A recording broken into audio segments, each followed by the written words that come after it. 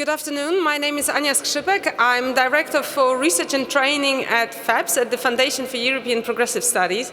And it has been our absolute honor and delight to partner together with the Fabian Society in this New Year's conference. Now, some of you who have been asked by Sarah this morning how many times you've attended this conference may have noticed that this partnership is not a novelty.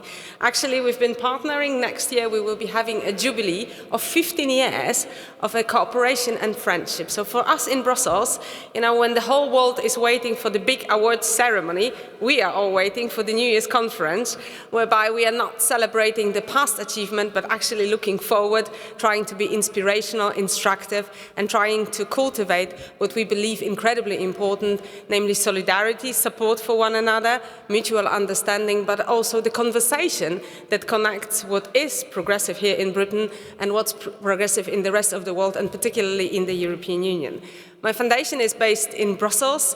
We are a membership-based organization, so we are proud to have foundations from all across the continent and beyond that.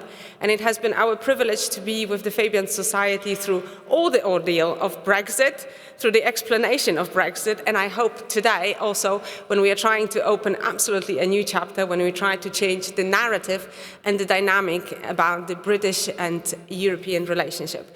I've already mentioned that our job here is to be the connecting partner, to bring the European aspects of the conversation, and herewith I am delighted to be entrusted, and I hope I'm going to rise to the expectations, to introduce the next keynote speaker. The keynote speaker is coming from Poland, when on the 15th of October we've had crucial elections. I think that connects very much the conversation we've had here in Britain about the state of democracy. And I think when we look at Poland, which has been a bad pupil in the European classroom for such a long time, we are now looking at the country that has risen and is trying to reverse the 8 years of authoritarian regime, and is only able to do it because of determination and perseverance of the leaders we have currently in the government. Barbara Nowacka, who is going to speak just in a moment, she is the leader of Inicjatywa Polska, which is a party that was raised in order to give Polish citizens an alternative, a progressive alternative, and unite people who believed that there is a different future for Poland than the one under the previous regime. She herself describes herself, you can sort of tweet her just in a moment when she's going to be on the stage. I know that this is today's reality, that the conversation exists when you exist on the social media. She describes herself as a feminist, as a progressive, and as a mother. She has been indeed a feminist fighting for women's rights throughout the very dark times, having herself being attacked despite being the member of parliament, and also presenting herself as the member of parliament, so hence untouchable. She had been attacked with the gas tears during one of the demonstrations, during one of the black protests she has been a leader of. She has been standing for women's rights since the beginning, having been also volunteer in the number of women organizations.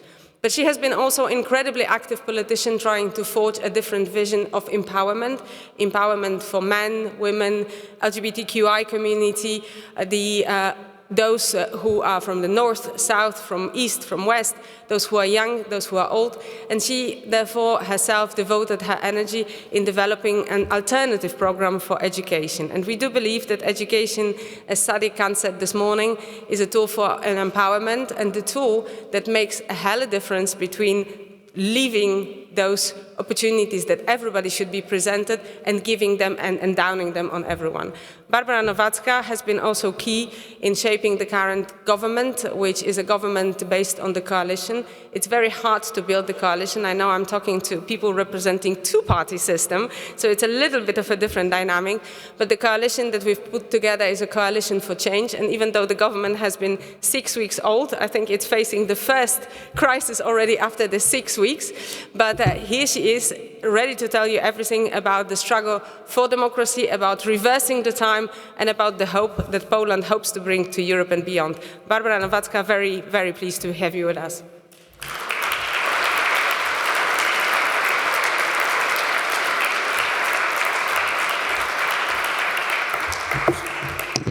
Thank you very much, Ania. Thank you, FEPS. Thank you, Fabian Society, for having me here and giving me the opportunity to bring a good news from Poland.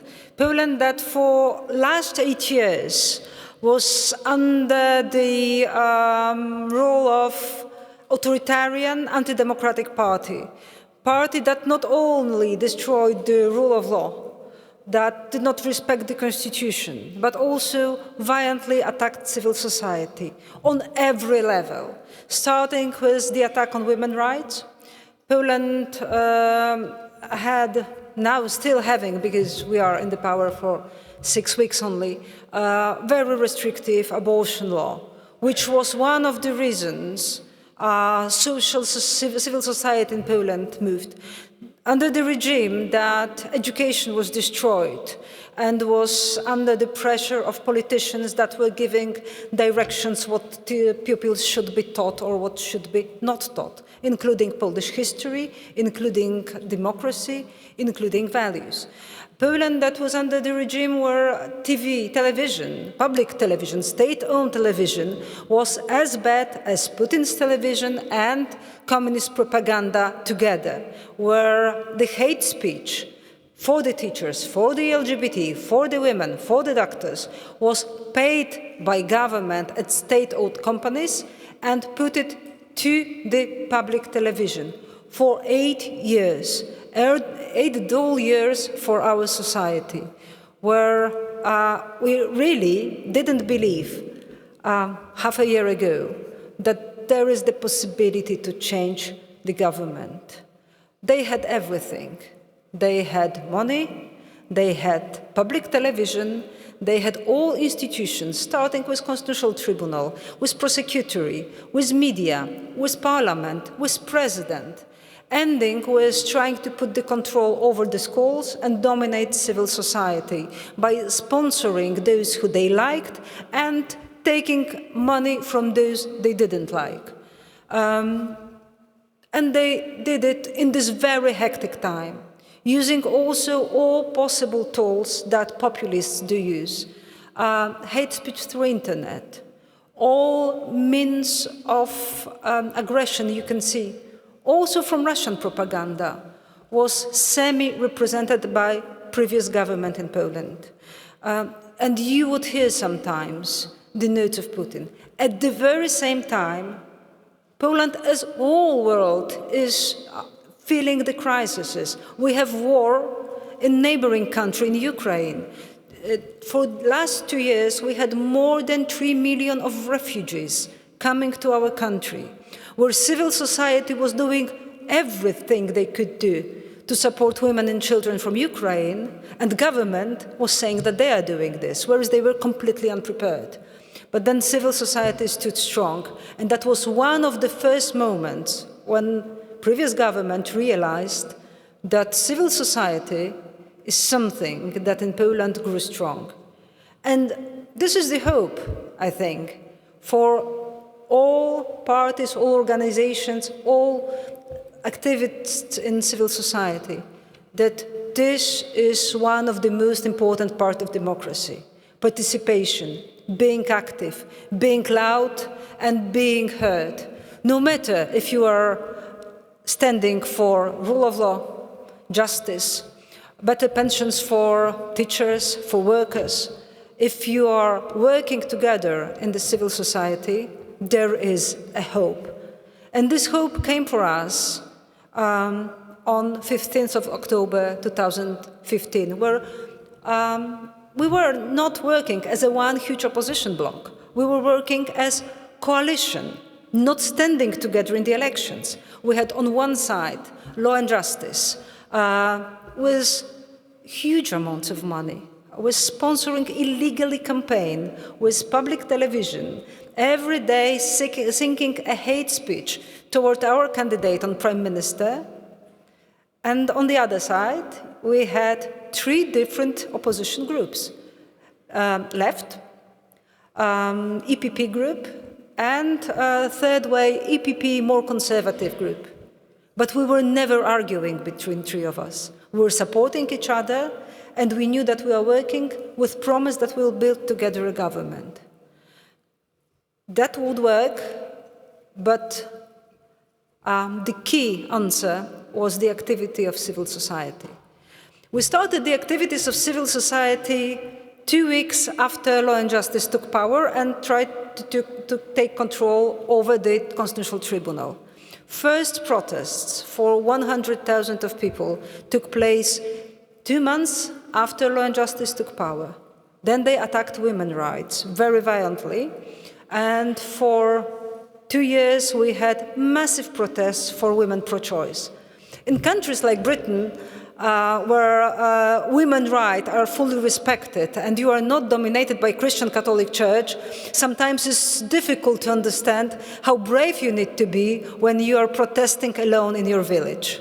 In Poland, we had hundreds of thousands of men and women that have been being brave in 2016, 2017, 2020, and 2021 to go for women protests when they were simply opposing not only government, not only certain law, but whole system of patriarchy kept by Christian Catholic Church and very strongly vivid in entire country. Women protests were the hugest one, the biggest one, but also we had protests of groups of LGBT, which were also under the attack of the populist government. Strangely, same strategy as in Russia. You can see links between every populist and Putin. It always looks the same. They are attacking women, they are attacking LGBT, they are attacking the constitution, they are changing the system just to take the control. Sometimes it started smoothly, that society is not seeing this. And sometimes, like in Poland, with huge attack and then huge resistance. Then there were other groups of protests. In 2019, for 6 weeks, Polish schools were not working at all because teachers were protesting, because they wanted better salaries. Government completely ignored them, never listened to them. After 6 weeks of protests, they felt ignored.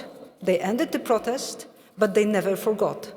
And that was also the thing that in 2023 helped us in our campaign, that there were so many groups that were ignored, unheard, or simply hated by public TV, that joined forces together. The most important thing that happened is that majority of citizens in Poland understood that elections in 2023 are the elections for the future. They were not elections for this or that party. They were elections about everything. Are we going west or east? Russia, European Union. Future, no future. And Polish society went for voting. We never had such a turnout. In 1989, where we were deciding as a society if we want to be under the communism or not, 63% took participation in ballots, whereas this time it was more than 70%. Means that Law and Justice, with their behavior, the anti-EU campaigns, anti-women campaign, anti-justice campaign, were more hated by the society, more rejected than communists after 40 years of being in power. That means something, but also shows that the mobilization of society of today might be bigger. We really are very thankful to the younger generation. Everyone would say, never campaign to the young. Doesn't matter. Young people do not vote. Bullshit, to be honest. They do vote. They do vote and they do participate. But they vote when they know their vote matters. They vote when they know that there is someone they trust. There is someone that is fighting for their causes. Someone who stays strong for things that are important to them. Climate change, women's rights, human rights, presence in the European Union, which in Poland is a very important factor, education, civil society, justice. Sometimes someone would say just the words, big words that don't mean a thing for a young person. No, they are meaningful and they are worth to spend a few hours in the queue just to vote. And the society decided that those pro-democratic party, pro-choice party, pro-women party, pro-equality parties simply won the elections. Now, we are, of course, as Ania Skrzypek mentioned, now we are, of course, in the power. I know that Labour wasn't in power for 14 years. Polish Social Democrats were not in the power for 18 years. But the challenge we are facing is not only to take the control over the country, is what we promised during the campaign. It's not only to win the elections, because winning, it's a huge challenge, but does not end the process. Now we have to find a way to make our society at least talk on things that were controversial, that were problematic, to unite the society. Because when society is hugely divided, it's very difficult to run, but it's very easy to find the conflicts again and again and again. And it's very easy to our enemies from the abroad to find the ways to make the Poland being, again, as Ania Skrzypek said, the worst pupil in the class. And the worst pupil in the class means troubles to entire class, meaning problems to entire European Union and global society as well. We don't want, as the society, be a useful agent of Russia. We want to be a democratic country where we can assure that our kids have a better future, safe, stable, and sustainable. Maybe it's not a huge plan, but for us in government, it's the biggest plan, and to be honest, the biggest challenge. How to find the ways to talk to society which was under the hate speech provided by public television and by government for 8 years. How to find this common root, how to find this common future, how to make young people believe that the conflicts they were seeing were just conflicts between political parties, and they don't mean the dramatic changes in their future life. These are the challenges. Of course, there are other challenges, like previous government was also stealing money, and the corruption was more than huge. Now, for last 10 days, we imprisoned 2 former ministers for huge scandals with misuse of their means to hear the opposition. I mean, they were spying on us. They were spying on the leader of the campaign of opposition in 2019. They were preparing the proofs to the court, which were totally fake. They were simply forging the evidences. But this is another, just a slight problem. The huge problem is that we are not the island, isolated island. We are one of the countries that only brings good message, that stopping populists is possible, that making society being active is possible, that making democracy a huge value is possible. But then there is your job, because you are another country to have elections in 2024. We have our task. We would have local elections in April. We'll have European elections in May, in June. And then we have presidential elections. But then the United States would have election. And this is the huge question. If civil society, this pro-democratic one, is ready there to stay on the path of democracy, maybe not the best one, maybe not the perfect one, maybe leadership could be better. But you know, when you have the experience of very bad guy and someone who is not that bad, I would never vote for bad guy. Because for stability of the world, it is important to keep some keys and some blockades to what can happen. We don't want to see entire world as we are seeing Ukraine being under attack of Putin. We are next to be attacked if Ukraine falls. And this is one of the things that actually can unite Polish political parties, standing for safety and for strong Ukraine.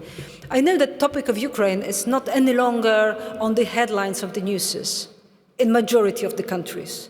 But for us, Poles seeing every day refugees, kids of refugees, again the attacks, brutality, we know that peace in Ukraine is one of the most important things.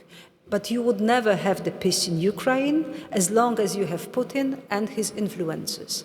And his influences are everywhere where populists are strong and democracy is weak, meaning, for example, the United States. So I'm keeping my fingers crossed for all important elections in Europe, but moreover, for civil society.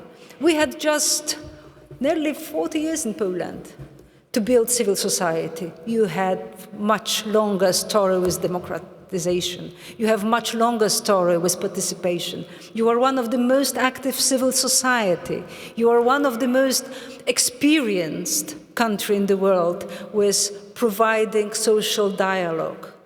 That's why I believe you are the one that will be also responsible for success in 2024, as we were trying just to bring a good message from Poland. That is possible. Thank you very much.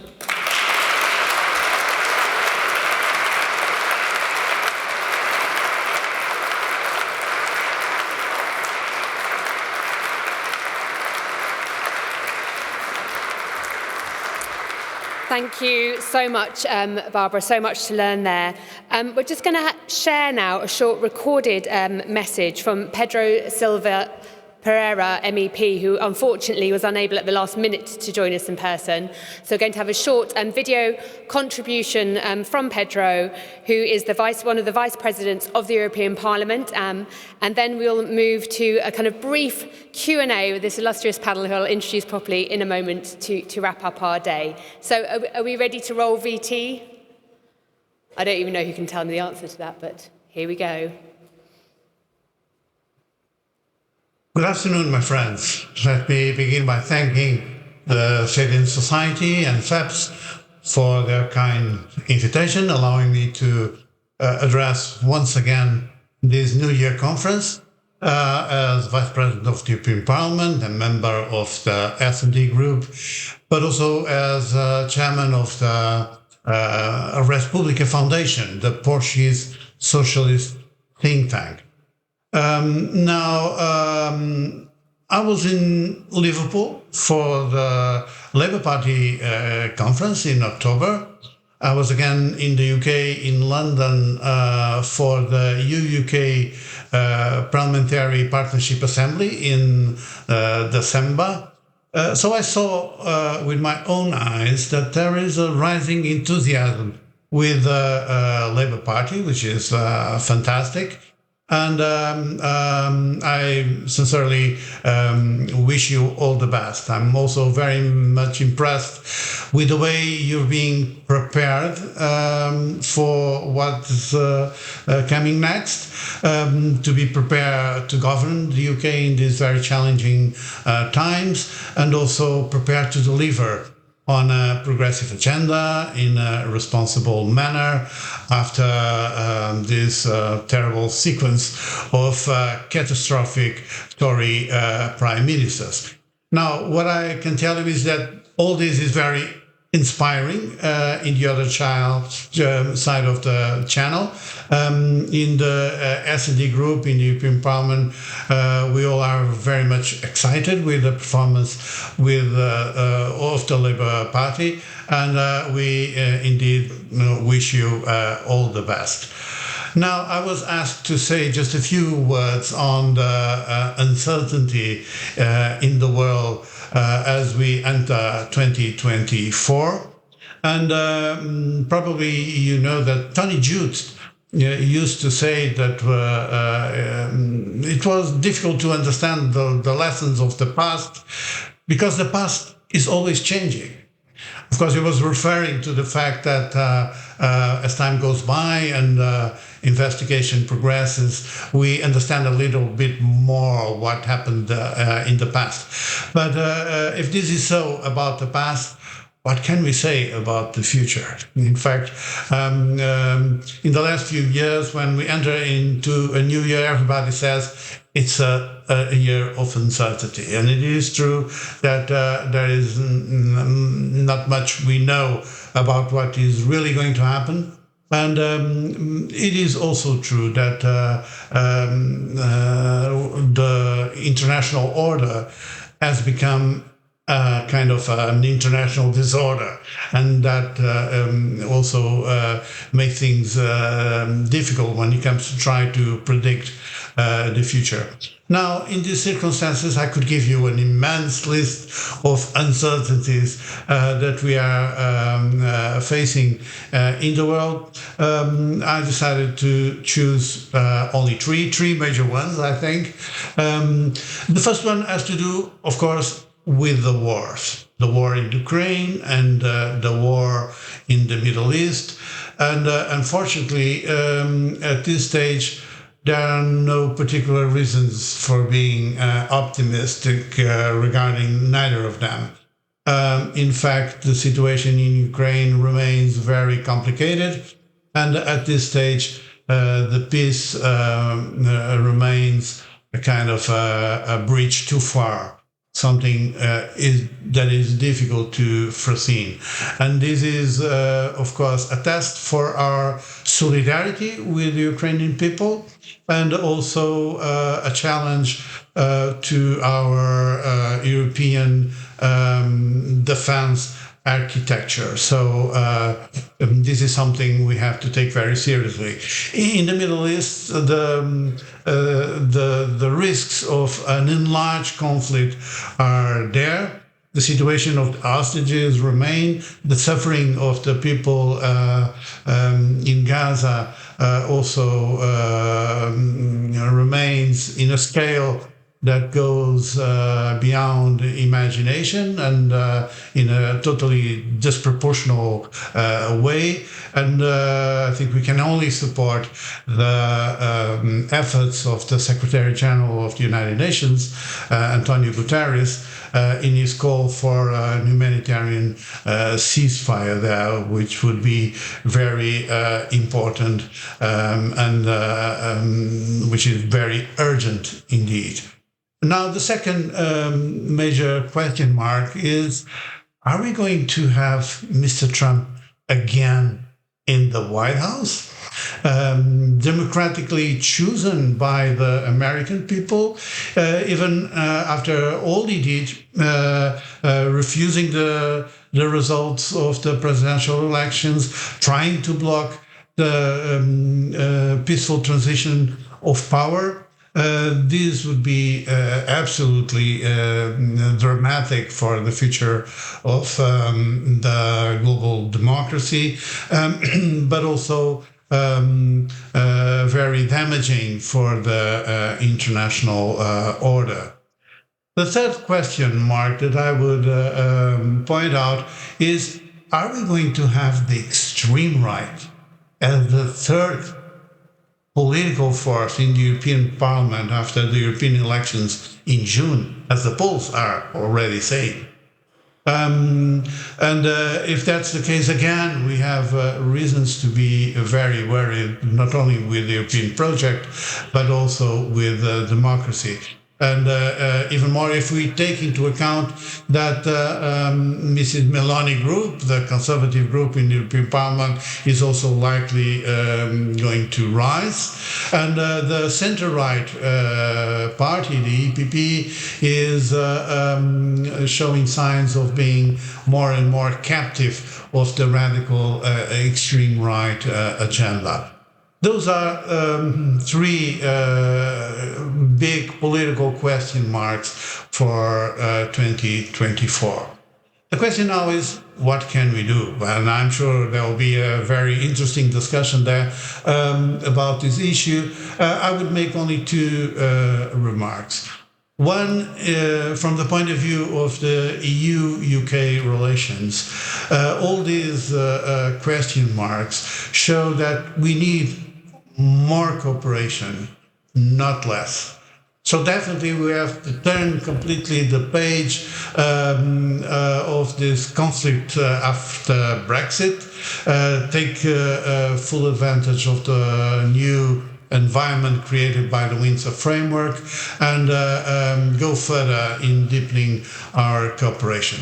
And in this respect, I think the Labour Party is right in calling for a review of the trade and cooperation agreement, because this agreement on the future relationship is about trade, but it is also about cooperation. And definitely, we need to strengthen our strategic cooperation in areas like foreign policy, defense, and security, for instance.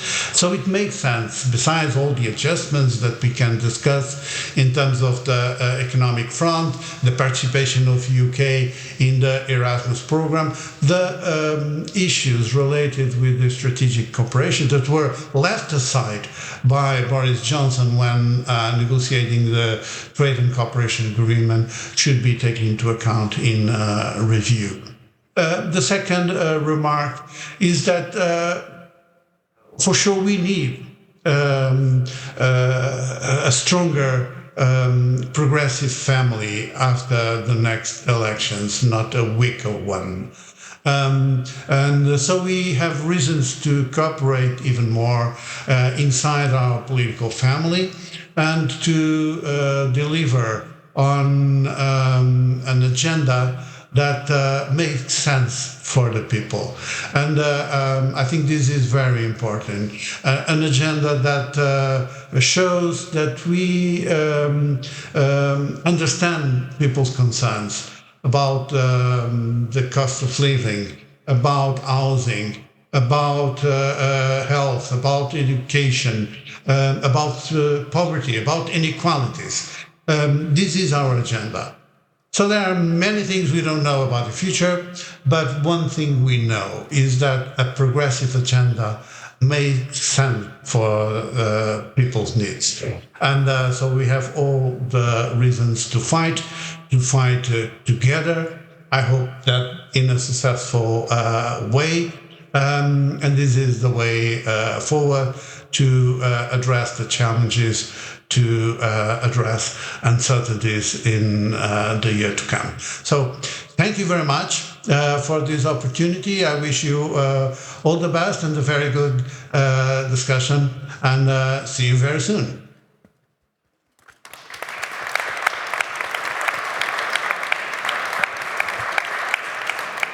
Great. That was wonderful to be able to have a contribution still from Pedro to continue this session, which is really about 2024, an uncertain world, because as Pedro alluded to there, amongst other things, there are very, very many elections this year across many different parts of the world.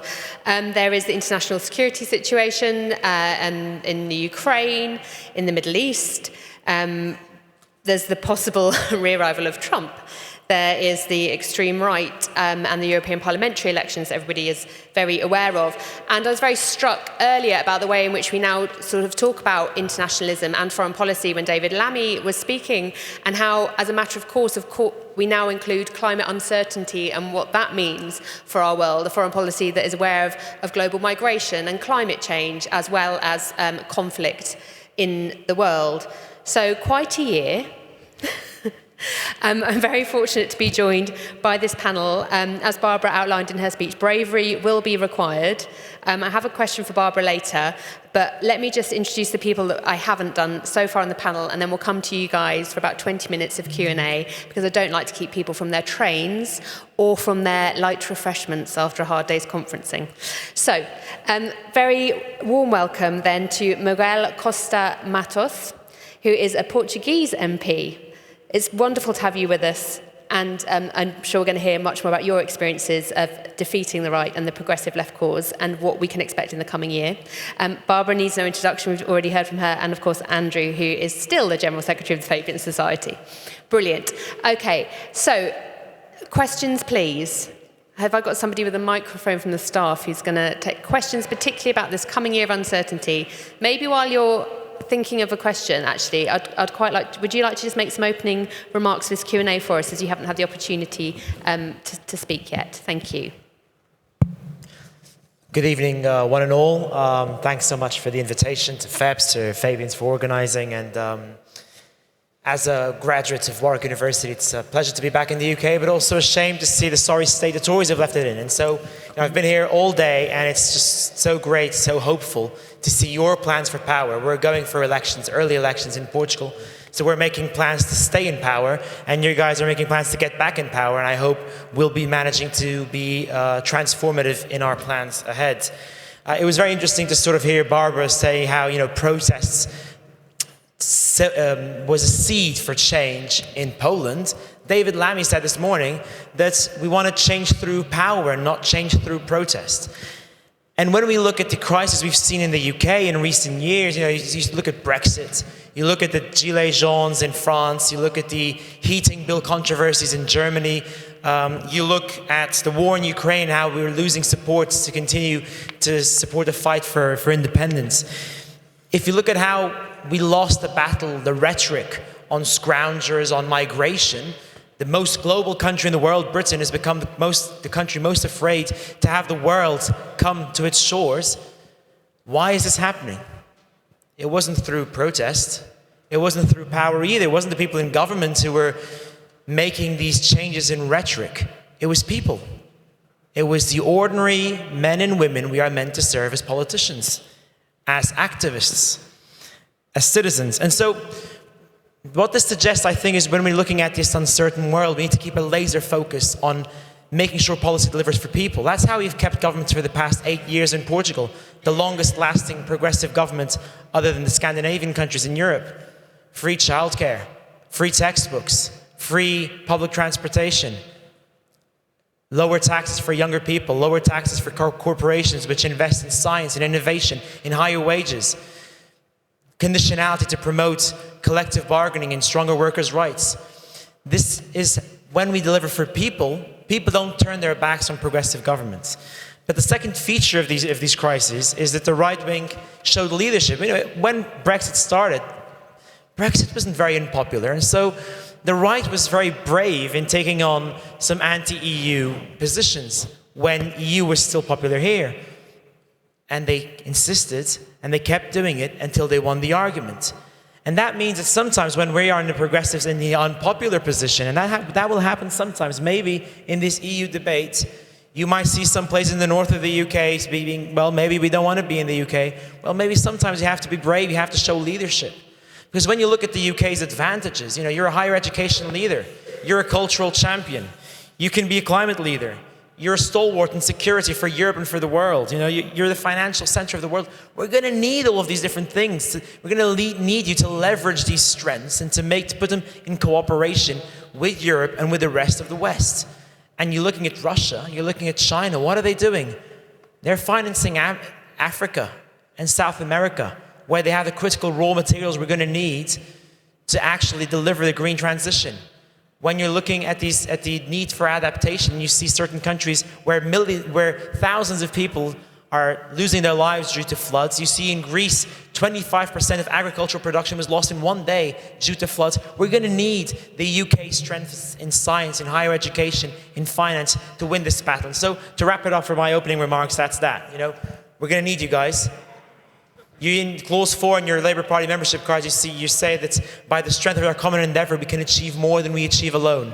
And that's the message I wanted to leave you for this uncertain world.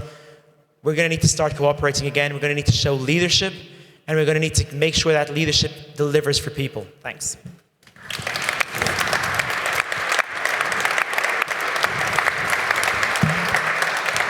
I'm here for that message of collaboration, leadership that delivers for people. Thank you so much. Okay, I know it's been a long day, but it's great to see some hands up. Lovely. I'd like to take a question from a woman first. Rebecca. I think we'll take the questions in threes, if that's all right, so then people can, thanks. Firstly, thank you for such an informative day. It's been absolutely fantastic. I guess my question really is to Barbara. thank you for your speech, which was really inspirational.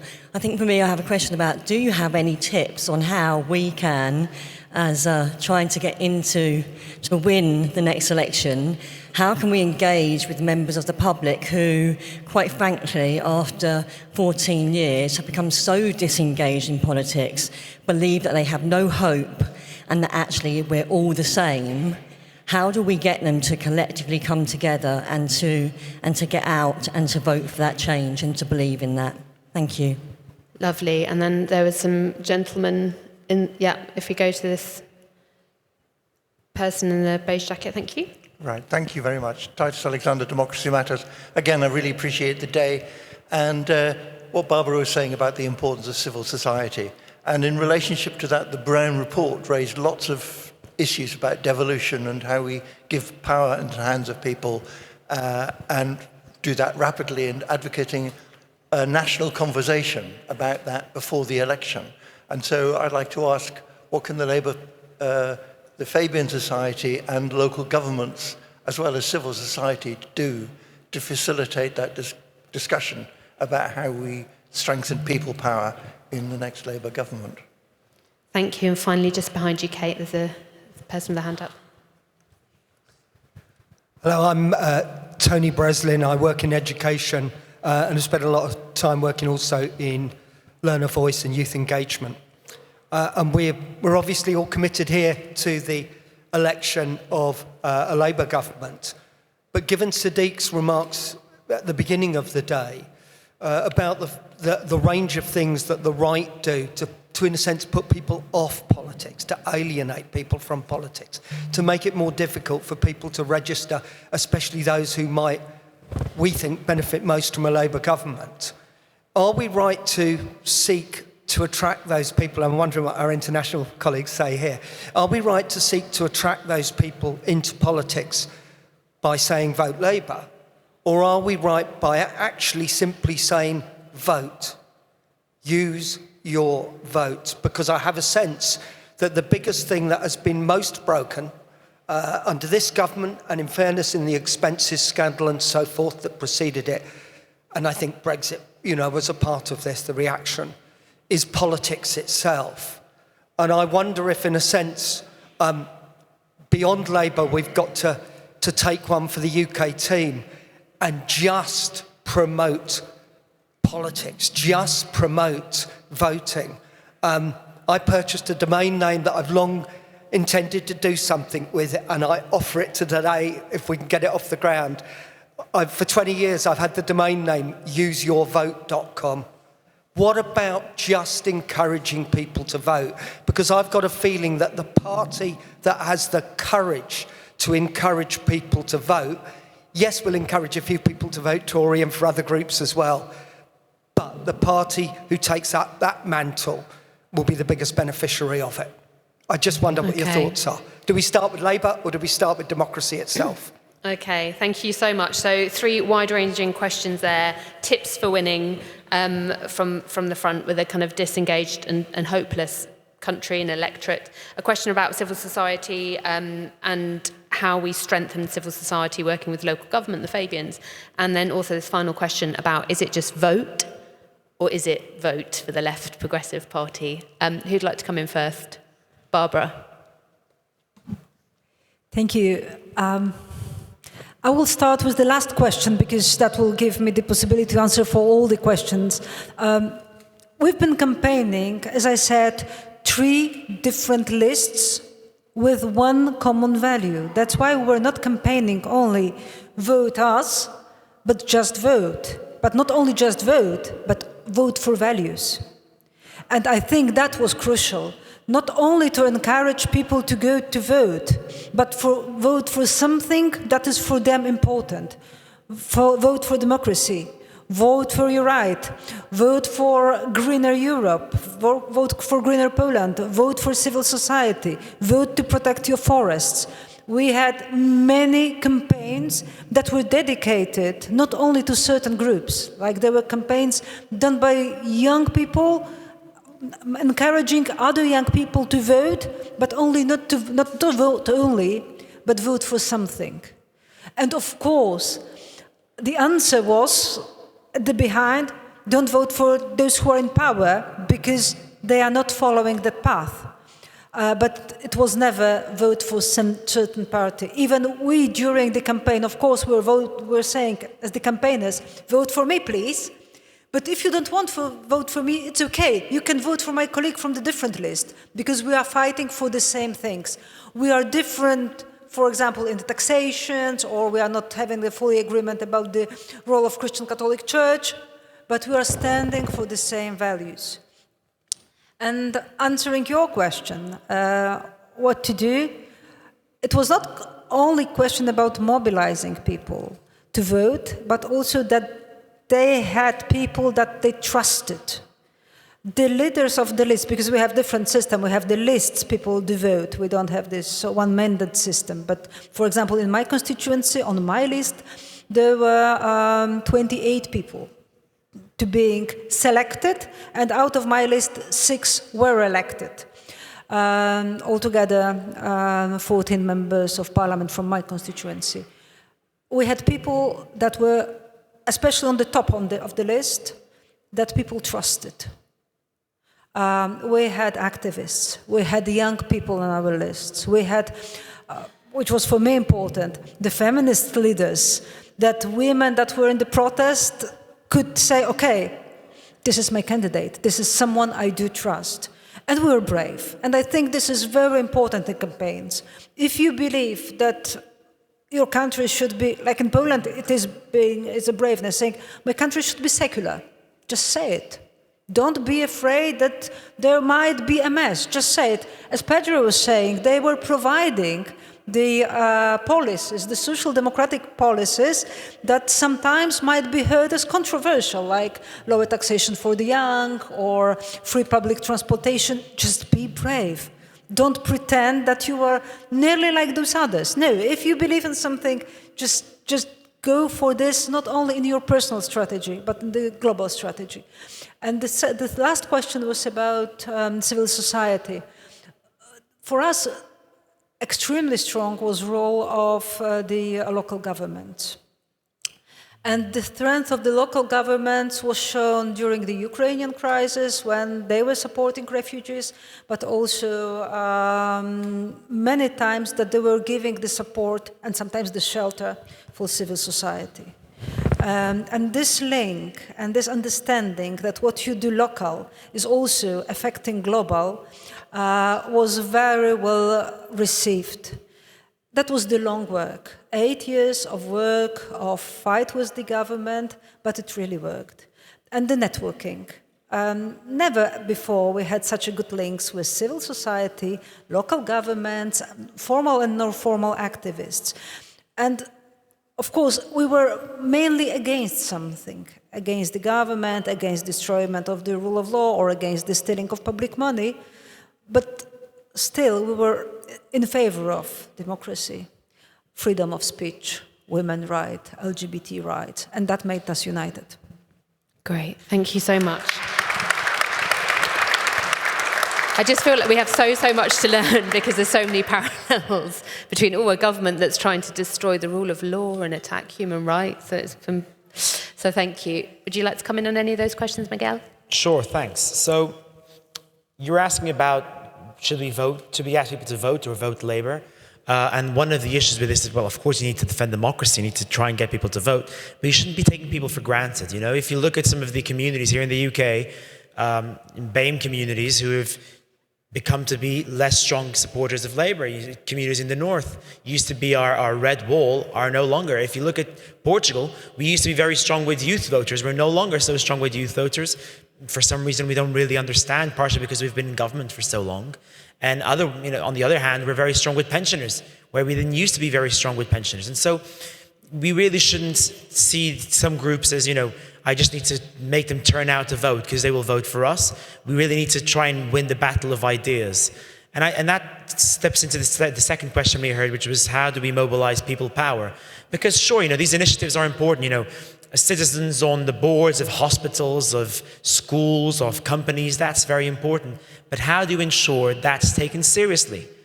Because that's when people power actually matters. It's not when you just have them as a token representative.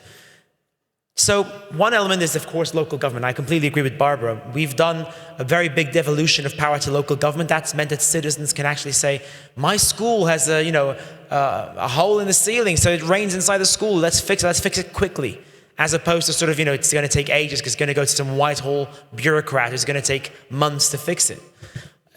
On top of that, it's allowed us to sort of set standards. We used to have, for social care, certain social workers working 150 cases, others working 1,000 cases. We've now set a standard. Each social worker can only work 350 cases. And so the central government is now paying local governments to hire enough social workers in order to make social care a common standard across the country. That's very important to make people power work. But ultimately, look, if we are not an alternative to the Tories, if we are not different from the other guy, then what's the point of participating? What's the point of voting? People just not vote.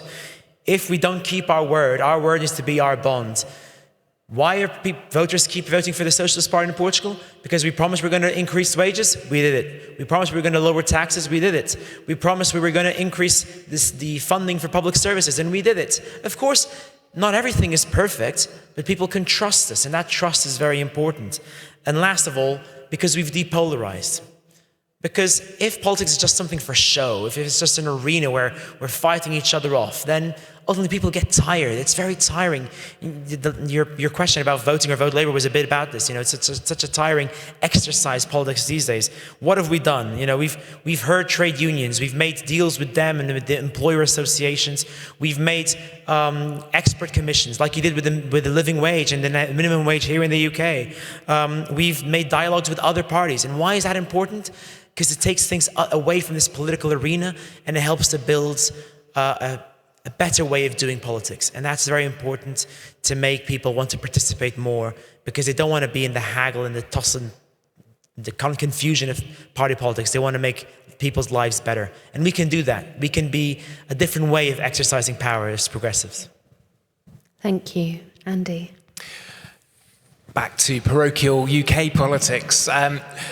It's very easy to be cynical about how British democracy works these days. The reality is that it's only about 150 constituencies out of 650 that decide elections. It's not surprising that people don't feel particularly motivated to vote in seats where they know what the result is before they start.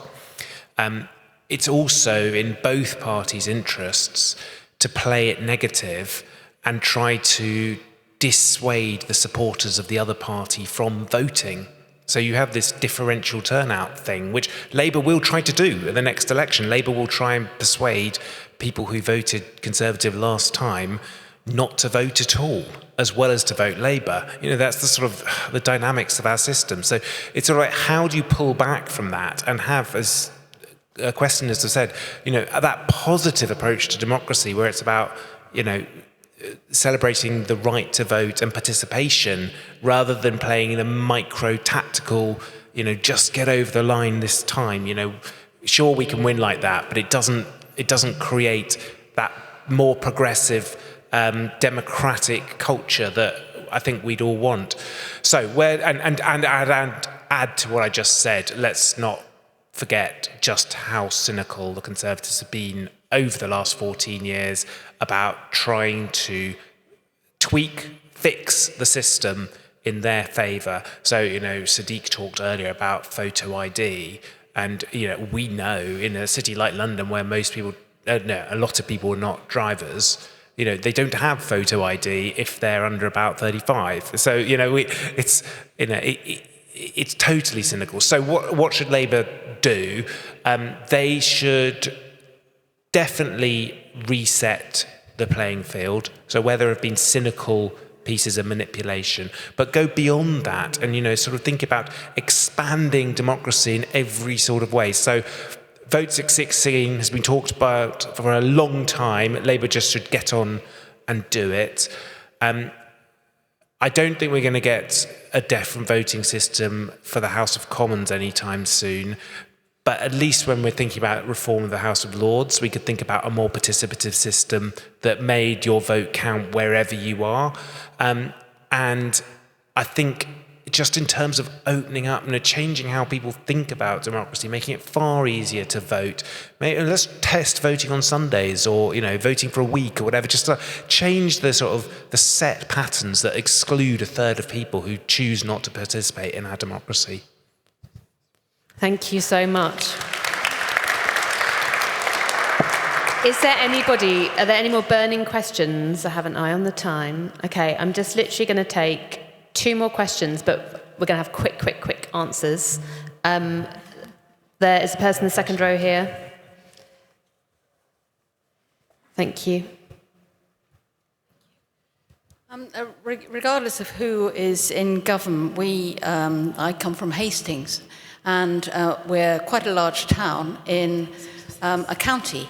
And almost everything that we say that we would like for our town, we don't get, because we're run by a very rural county council. To your question, please. In which way can we? Lots of places in the country suffer from this, a sort of lack of democracy. You can see exactly what you would locally like to do, and it's just too remote, the decision making to do it. So we've got reams of policy that they write about what they're going to change, and for the last 2 decades they've done nothing. For instance, improving buses and trains and so on. The question is, are you going to change it? Is anything going to happen just within our own country to give local people more control over their... Giving local people more control over their local area? Their local affairs, yes. Okay, brilliant. And then I think I saw this person in a green top. Yeah. And if you can go straight to the question, I'd be grateful. Thank you. Yeah, I was just going to look further ahead and say, and ask what could be done to ensure that when Labour comes to power and implements some great new policies, they aren't comprehensively dismantled by the next Tory government when it eventually comes to power, I hope, in a long time. Thank you for both of those questions. So a question about how you empower people locally to have greater control, and then a question about how you hard bake our values into things they're not undone in a heartbeat. Perhaps you can start with Miguel. If you can keep it to a minute or less, I'd be grateful. Thank you. How do you make these reforms last? You build a coalition around them. You make sure they are based on either on expert panels or on making sure that trade unions and employer associations are backing them up as well. That's a very important benchmark in the north of Europe, but also in the south of Europe. And ultimately, you make sure they deliver for people.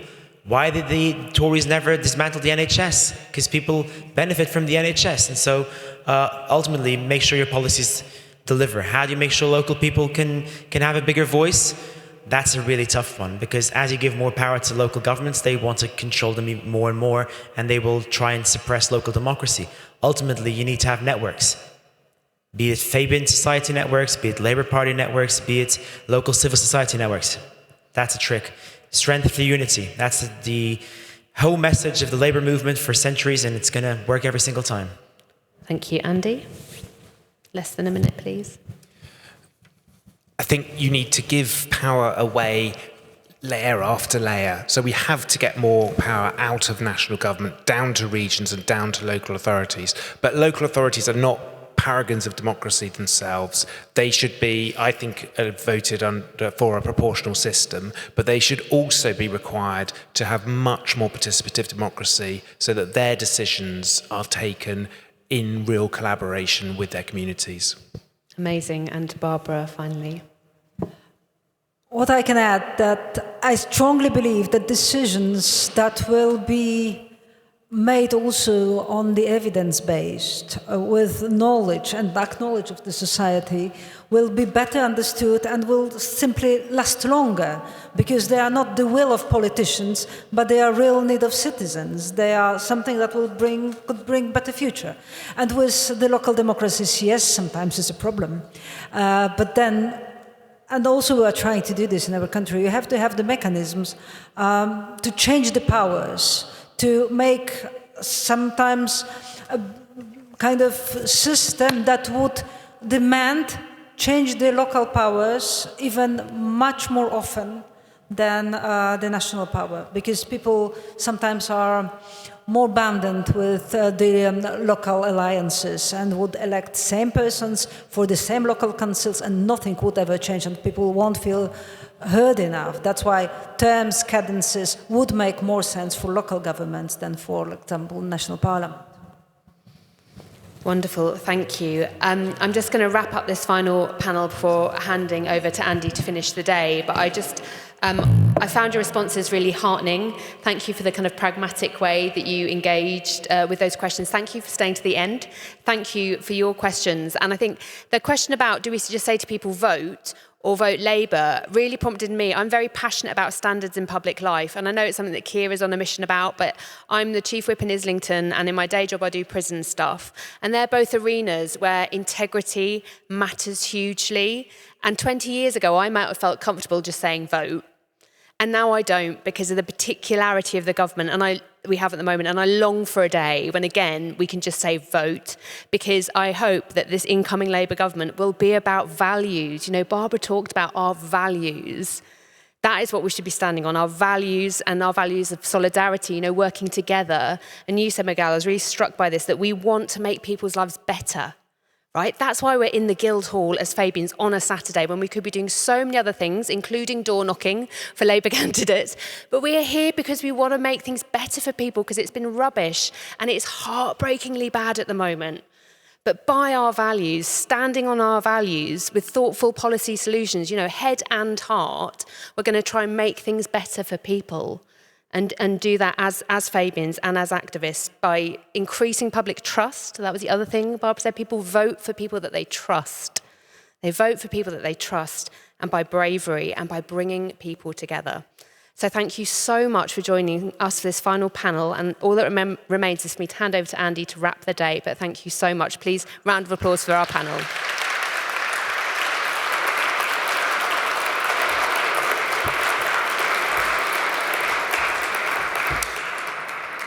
Well done to all of you. You get a special Fabian prize for sticking to the end of the day.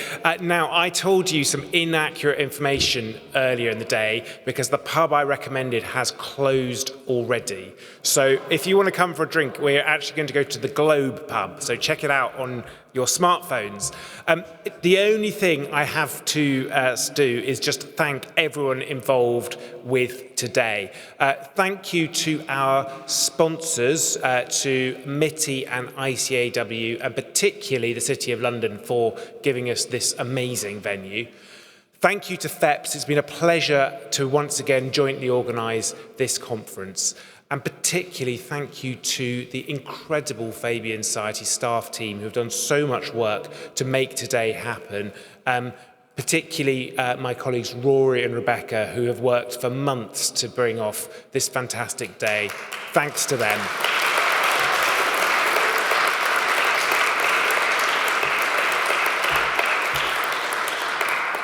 We love doing these days, which brings together, you know, the best of the left, the best of the Labour movement for sustained, proper conversations, thinking about values and practicality, policy and winning elections. And we love doing it in conjunction with all of you, with our speakers, with our partners from across Europe, and we'll do it again next year when there's a Labour government. We'll see you then.